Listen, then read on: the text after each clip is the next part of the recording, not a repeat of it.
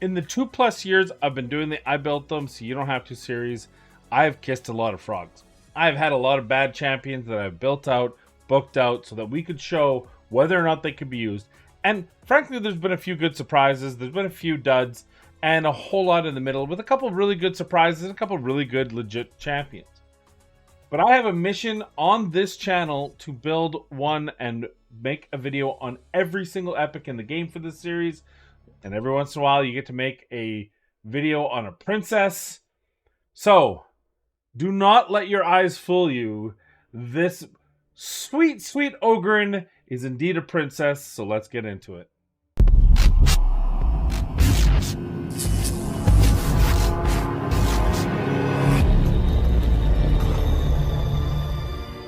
Hello everyone, welcome back to the channel. I am Matt Capper, and this is another video on Raid Shadow Legends. I'm sure you've already guessed by now if you didn't happen to see the thumbnail, but we are talking about Uugo. She is an absolute beast of a champion. She is a great champion. You can use her everywhere. If you pull her in the early mid-game, for example, my free-to-play account was still to this day. I got to gold, I think 4 on that. I never pushed to gold 5. I don't think gold 5 was around when I was actually actively pushing it. But I still used Uugo. When I gave away the account on that previous video, Uugo was still the arena champion because she is that good. She block buffs, she decreases defense, she heals, she can situationally revive, and she puts a leech on. That whole kit is absolutely amazing. But you have seen a breakdown of this champion, so what we're going to do is we're going to do a specific one, very similar to how we did Demetha for the clan boss. We're going to bring Uugo in specifically for the Hydra. We're going to build an all-epic brutal Hydra team that features her for rotation 3. So without further ado, here she is, Uugo in the Hydra. Alright, here is our all-epic team for rotation 3 featuring Uugo. We have damage dealers with Husk Royal Guard and Geomancer. We have Shamael, mainly to counter the Head of Torment, should he show up. And then we have Tagore and, of course, Uugo as our supports. We probably are a little bit nuke heavy, but I figure the quicker we can get to that 30 million threshold, the better. So I'm going to go over her kit as we play into this. We'll talk a bit about why she's so strong here. And then after that, I'll just disappear. We'll run the key and I'll show you the result. So let's jump into this all epic madness. I'm going to start by giving ourselves a speed buff. Then you see here. And so what she has done with that ability is she puts a block buffs for 2 turns and a decreased defense. And that is so critical, especially in this rotation.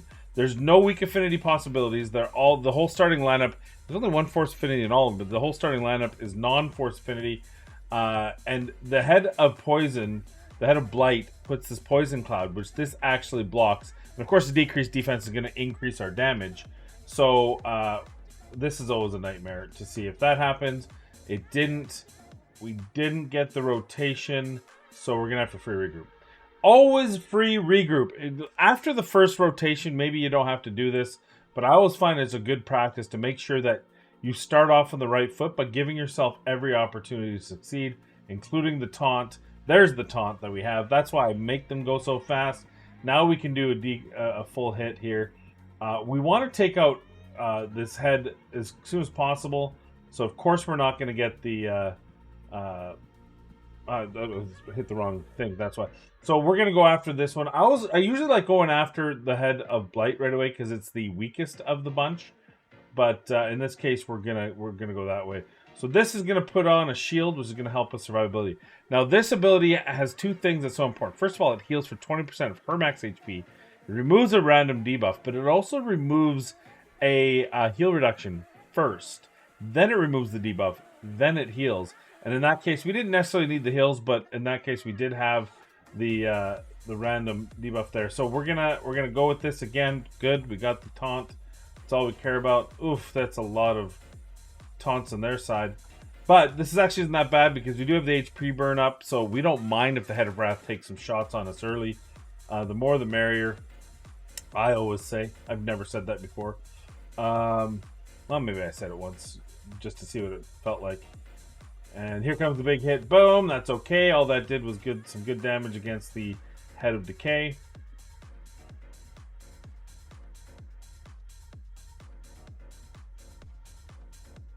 This is a bit of a problem because he's not going to be able to heal with this heal reduction.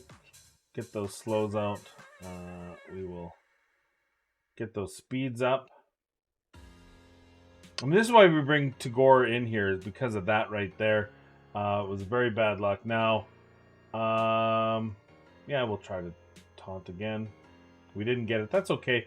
We're running off the end of the debuffs here, so I'm not too worried about that. I'm actually going to hold off on debuffing. We see her A1, which puts a leech, which is a very big deal because then we can then piggyback off that to heal, especially our nukers, because they're going to get good value out of that. You see there, even we get really good value out of that heal. So now that we are here, I'm actually going to disappear. We're going to run the whole key, see how it goes, and we'll wrap up the video.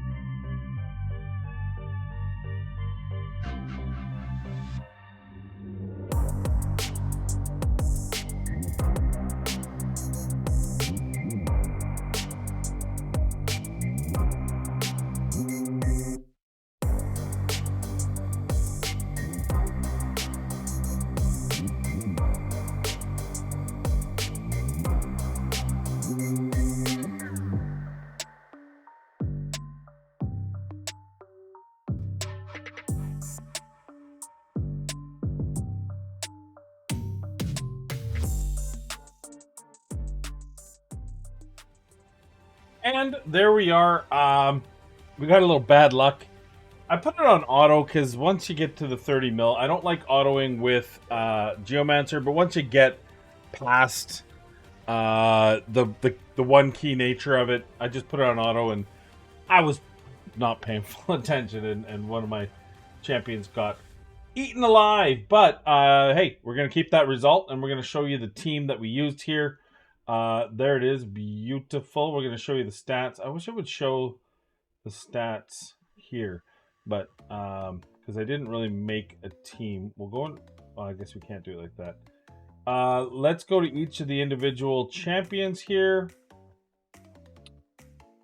and I'll show you how we built them out. We already talked about Husk. We did the same with Royal Guard, which you'll see, and then we'll show you why it works so well. So Royal Guard here is in Relentless gear. His total stats. Now keep in mind, we do have Hydra battles. We do have stats there, which is why we can get away with the numbers we can. His accuracy, we can basically do 24 less accuracy to get that going.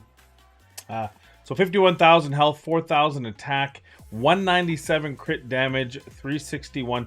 That's actually, he's got enough for Nightmare, to be honest. But I used him in Brutal this time because I didn't use him in Nightmare, obviously.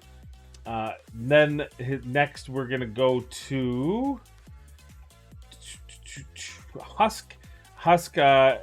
Again, we'll go through it a second time with Hydra battles. You see here, 66,000 HP, 2,900 defense, 2,600 attack, 143 crit damage, 369 accuracy. And next we have the Uugo, our feature champion. Uugo we'll do last, actually. We have our Geo right here. Our Geo, 48,000 HP, 3,600 defense, 223 speed, 126. We did crit cap him because extra damage, right? 357 accuracy, always nice. And then we need our Trumbor, which I'm pretty sure is down here. There he is, Trumbor. Tagore, I do that all the time. Tagore. He is not in Relentless. I could probably argue a case to have him in Relentless as well.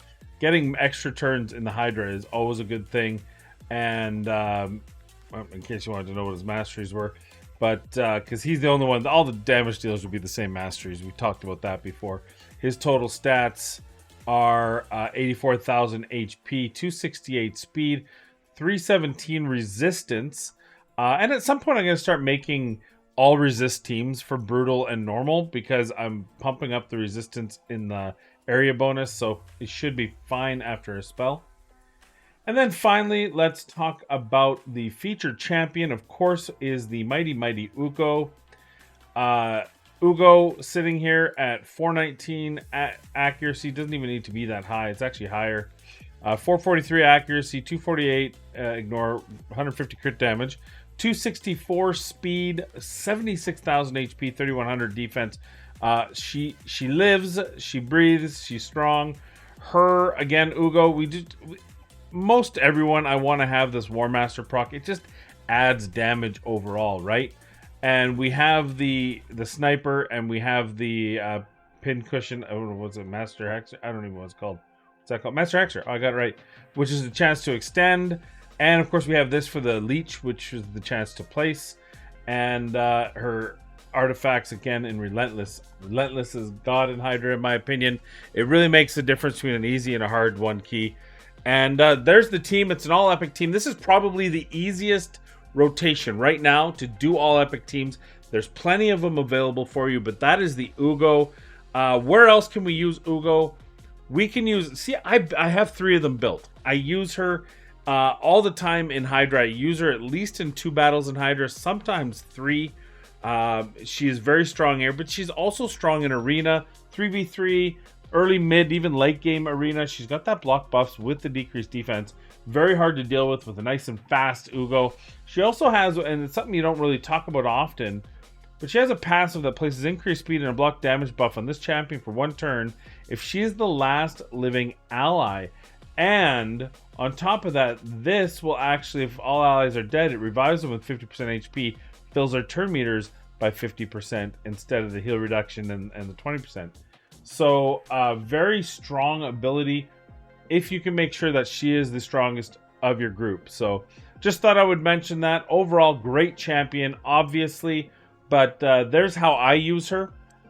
And if you need help, you can use her everywhere. Do not be afraid of using her everywhere and anywhere. She's a solid debuffer, probably top 5 epic in the game, in my humble opinion. So without further ado, my final thoughts: build her and stop being silly. It's an easy one. But that's all I have for this video. So let me know, is there anyone else you want to see in the Hydra? Is there any other epic that you've had an inkling to go, well, I wonder if this would be good in Hydra? Let me know in the comments down below, and I will do my best. Also, in my next video, I'm going to have a special guest. Really excited to share that with you. We're going to have a little arena conversation. Classic arena, 3v3, kind of a couple just hints, things that we both did to get through the grind on our free-to-play. It was a different beast back when we both started, but now on our free-to-play accounts, on our our secondary accounts, how we're kind of traversing the 3v3 landscape, as well as, of course, the classic arena landscape. So look forward to seeing that one tomorrow or Monday, hopefully tomorrow. But that's all I have for you today. So thank you for everything, and please be kind, be safe, and we'll see you in the next video.